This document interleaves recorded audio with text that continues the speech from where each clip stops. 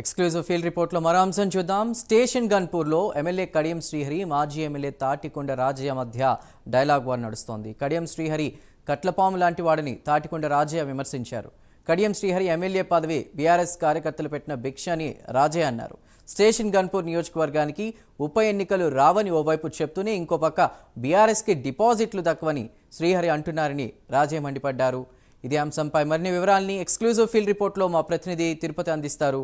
తిరుపతి.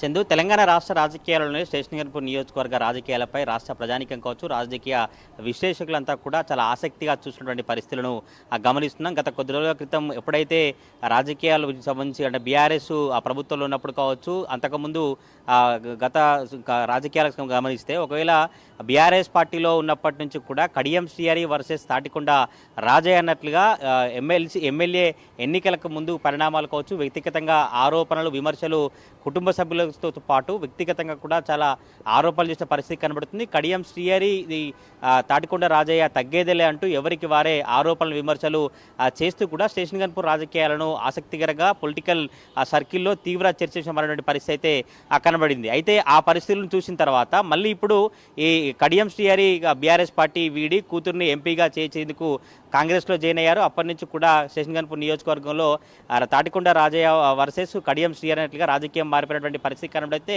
ఈ నేపథ్యంలో బీఆర్ఎస్ పార్టీలో గెలిచినటువంటి ముగ్గురు ఎమ్మెల్యేలు కాంగ్రెస్లో జాయిన్ అయ్యారు. కాంగ్రెస్లో చేరినటువంటి ఎమ్మెల్యేలపై పాడి కౌశిరెడ్డి కావచ్చు, మిగతా ఎమ్మెల్యేలు పిటిషన్ వేయడంతో ఆ కోర్టు తీర్పు వచ్చింది. హైకోర్టు తీర్పు ఇస్తూ స్పీకర్కు ఆదేశాలు జారీ చేశారు. 4 వారాల లోపు తప్పకుండా బీఆర్ఎస్ పార్టీ ఎమ్మెల్యేలపై చర్యలు తీసుకోవాలని స్పీకర్కు ఆదేశాలు జారీ చేయడంతో మరొకసారి స్టేషన్ గన్పూర్ నియోజకవర్గ రాజకీయాలపై రాష్ట్రంలో చాలా చర్చ అయితే కొనసాగుతుంది. ఉప ఎన్నికలు రాబోతా ఉన్నాయి. ఉప ఎన్నికల్లో తప్పకుండా బీఆర్ఎస్ గెలుస్తున్నట్టు కూడా బీఆర్ఎస్ నేతలు వారి ధీమాను వ్యక్తం చేస్తూ కార్యక్రమాలను, మీటింగ్స్ను ఏర్పాటు చేసినటువంటి పరిస్థితి కనబడుతుంది. ఇటీవలే కేటీఆర్ కూడా తెలంగాణ భవన్లో మాట్లాడుతూ స్టేషన్ గన్పూర్ నియోజకవర్గంలో ఉప ఎన్నికలు రాబోతా ఉన్నాయి. ఉప ఎన్నికల్లో తప్పకుండా బీఆర్ఎస్ పార్టీ అభ్యర్థి గెలుస్తారు. బీఆర్ఎస్ పార్టీ అభ్యర్థి తాటికొండ రాజయ్య ఆయన ప్రకటించి కడియం శ్రీహరిపై కావచ్చు, కాంగ్రెస్ నేతలపై కేటీఆర్ అనేక విమర్శలు, తీవ్ర స్థాయిలో ఆగ్రహం వ్యక్తం చేసినటువంటి నేపథ్యంలో నిన్న స్టేషన్ గన్పూర్ నియోజకవర్గ కేంద్రంలో ఎమ్మెల్యే కడియం శ్రీహరి మీడియా సమావేశం ఏర్పాటు చేసి మీడియా సమావేశం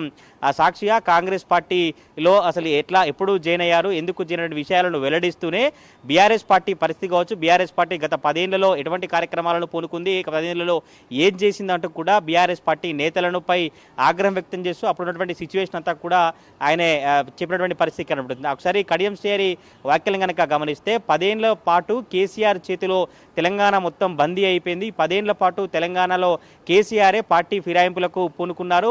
10 ఏళ్లలో 38 మంది ఎమ్మెల్యేలను పార్టీలో చేర్చుకున్నారు. వాళ్ళే ప్రజాస్వామ్యాన్ని కావచ్చు, రాజ్యాంగాన్ని కూని చేసి ఈరోజు మళ్ళీ ఇటు పార్టీ ఫిరాయింపులపై మాట్లాడడం చాలా విడ్డూరంగా ఉంది. కనీసం బీఆర్ఎస్ పార్టీకి పార్టీ ఫిరాయింపులపై మాట్లాడేటువంటి హక్కు లేదంటూ కడియం శ్రీహరి ఆగ్రహం వ్యక్తం చేసినటువంటి పరిస్థితి కనబడుతుంది. ఇటు ఉప ఎన్నికలు వస్తే కూడా సిద్ధంగా ఉన్నాం, ఉప ఎన్నికలు వచ్చినా మళ్ళీ కాంగ్రెస్ పార్టీ గెలుస్తుంది, కాంగ్రెస్ పార్టీ తప్పకుండా గ్రౌండ్ లెవెల్లో కార్యకర్తలు బలంగా ఉన్నారంటూ కూడా కడియం శ్రీహరి ఆయన అభిప్రాయం వ్యక్తం చేసినటువంటి పరిస్థితి కనబడుతుంది. గతంలో ఈ కోర్టు తీర్పు వచ్చినప్పుడు మళ్ళీ మేము సుప్రీంకోర్టుకు కావచ్చు లేదా డివిజనల్ బెంచ్కి వెళ్ళి మరొక అవకాశం మాకుంది, ఇప్పుడే ఈ నిర్ణయమే ఇంకా పూర్తిగా చూడలేదు, ఈ నిర్ణయంతోనే ఉప ఎన్నికలు రావు, ఈ నిర్ణయంతోనే రాజకీయ పరిణామాలు మారవంటూ కడియం శ్రీహరి గతంలో మాట్లాడారు. ఆ సిచ్యువేషన్ కాకుండా నిన్న మీడియా సమావేశంలో మాట్లాడుతూ ఉప ఎన్నికలకు సిద్ధంగా ఉన్నాం, తప్పకుండా ఉప ఎన్నికలను ఎదుర్కొంటామని ఆయన చెప్పినటువంటి ఆ నేపథ్యంలో మరొకసారి స్టేషన్ గన్పూర్ నియోజకవర్గంలో ఉప ఎన్నిక సంబంధించి కావచ్చు రాజకీయాలు హీటెక్కినటువంటి పరిస్థితి కనబడుతుంది. ఆయన మాట్లాడుతూ కూడా వరంగల్ చరిత్రను 6 జిల్లాలుగా చేశారు, 6 ముక్కలుగా చేశారు, అప్పుడు చేయొద్దన్నటువంటి అభిప్రాయాన్ని వ్యక్తం చేసినందుకు నాకు రెండోసారి కేసీఆర్ మంత్రి పదవి ఇవ్వలేదు, గత 10 ఏళ్లలో కేసీఆర్ అంతా కూడా అవినీతికి, అక్రమాలకు బీఆర్ఎస్ పార్టీ మారుపేరంటూ కడియం శ్రీహరి కేటీఆర్పై కావచ్చు బీఆర్ఎస్ పార్టీపై తీవ్ర స్థాయిలో ధ్వజమిచ్చినటువంటి పరిస్థితి కనబడుతుంది. తప్పకుండా కోర్టు తీర్పును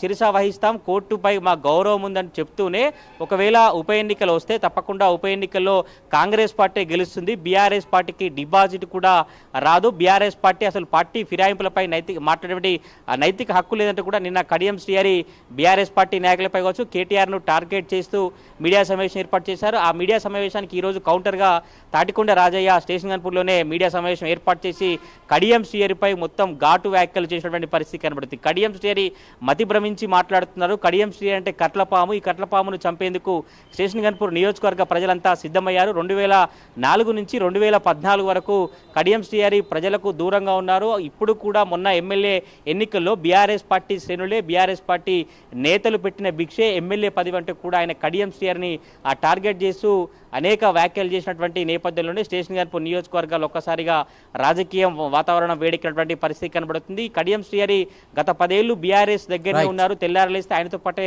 కొనసాగారు. ఈ రోజేమో నీతి మాటలు చెప్పి బీఆర్ఎస్ పార్టీ అభివృద్ధి కార్యక్రమాలు చేయలేదని చెప్తున్నారు. అయితే అభివృద్ధి కార్యక్రమాలు చేయకపోయినా, ఒక నిధులు తీసుకురాకపోతే కూడా దానికి కారణం కడియం శ్రీహరి ఉంటారు. ఎందుకంటే మాజీ సీఎం కేసీఆర్తో పాటు రెగ్యులర్గా 10 ఏళ్ల పాటు ఆయనే ఉన్నారు. 2 సార్లు ఎమ్మెల్సీ మంత్రి అయ్యారు. తర్వాత ఎంపీగా ఉన్నారు. ఎంపీ తర్వాత మిగతా కార్యక్రమాల్లో ఎమ్మెల్సీగా కొనసాగారు. ఎందుకు మరి స్టేషన్ గన్పూర్ నియోజకవర్గానికి నిధులు తీసుకురావట్లేదు? ఇప్పుడు కాంగ్రెస్ పార్టీలో జాయిన్ అయినప్పటి నుంచి కూడా నిధులు తీసుకురాకుండా కేవలం రాజకీయాలకు, వ్యక్తిగత స్వలాభాలకు మాత్రమే కడియం శ్రీహరి ఉపయోగించుకున్న టార్గెట్ చేస్తూ ఆయన రాజకీయ వ్యాఖ్యలు చేసినటువంటి పరిస్థితి అయితే కనబడుతుంది. రాజకీయ వ్యాఖ్యలకు సంబంధించి కూడా రాష్ట్ర రాజకీయాలకు సంబంధించి మరొకసారి స్టేషన్ గన్పూర్ నియోజకవర్గంలో కడియం శ్రీహరి వర్సెస్ తాటికొండ రాజయ్య అని మారిందన్నటువంటి సిచ్యువేషన్ అయితే కొనబడుతుంది. మొత్తానికి ఎమ్మెల్యే అయి 9 ఏళ్ళప్పటికి కూడా స్టేషన్ గన్పూర్ నియోజకవర్గానికి ఎటువంటి నిధులు తీసుకురాలేదు. ఇప్పుడేమో ఉప ఎన్నిక వస్తే సిద్ధమని చెప్తున్నారు. గతంలో ఏమో డివిజనల్ బెంచ్కి వెళ్తామని చెప్పినటువంటి కడియం శ్రీహరి ఈరోజు మళ్ళీ ఎన్నికలకు ఆయనే సిద్ధమని చెప్తున్నారు. మళ్ళీ కోర్టుకు వెళ్తామని చెప్తున్నారు. ఎందుకు ఇట్లా కడియం శ్రీహరి మతి భ్రమించి మాట్లాడుతున్నారు? ఇప్పటికే కడియం శ్రీహరి తీరు మారాలంటూ ఆయన తాటికొండ రాజయ్య కడియం శ్రీహరిపై ఘాటు వ్యాఖ్యలు చేసినటువంటి నేపథ్యంలోనే స్టేషన్ గన్పూర్ నియోజకవర్గంలో కావచ్చు, ఉమ్మడి వరంగల్ జిల్లాలో మరొకసారి స్టేషన్ గన్పూర్ నియోజకవర్గంలో ఏం జరుగుతుంది, స్టేషన్ గన్పూర్ నియోజకవర్గంలో ఉప ఎన్నిక రాబోతుందా, ఉప ఎన్నిక వస్తే మరొకసారి స్టేషన్ గన్పూర్ బీఆర్ఎస్ పార్టీ నుంచి రాజయ్య నిలబడతారా, లేదంటే కాంగ్రెస్ పార్టీ నుంచి కడియం శ్రీహరి నిలబడతారా, ఎట్లా ఉండబోతుంది? తీవ్ర పరిణామాలు రాజకీయాలు ఎడ్ చూసుకుంటే చర్చ అవుతుంది. ఎందుకంటే గతంలో వ్యక్తిగత సంభాషణలు కావచ్చు, వ్యక్తిగత దూషణలు కావచ్చు, పార్టీలకు సంబంధించిన ఆరోపణలు కొనసాగించారు. ఎప్పుడైతే ప్రత్యర్థులుగా చిరకాల ప్రత్యర్థులు ఉన్నారో మరొకసారి మాటల యుద్ధం కొనసాగుతా ఉంది స్టేషన్ గన్పూర్లో. చందు.